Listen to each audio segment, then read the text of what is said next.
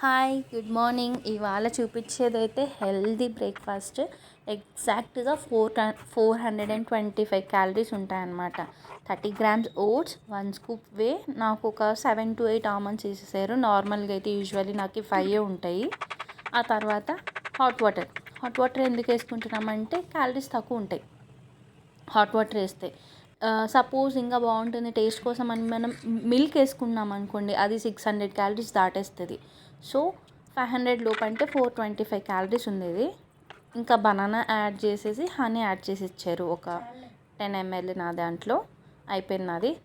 దాని తర్వాత ఆయన దాంట్లో ఆయన ఏం చేశారంటే పీనట్ బటర్ ఎక్స్ట్రా యాడ్ చేసుకున్న 20 గ్రామ్స్ అంతే. 20 ml.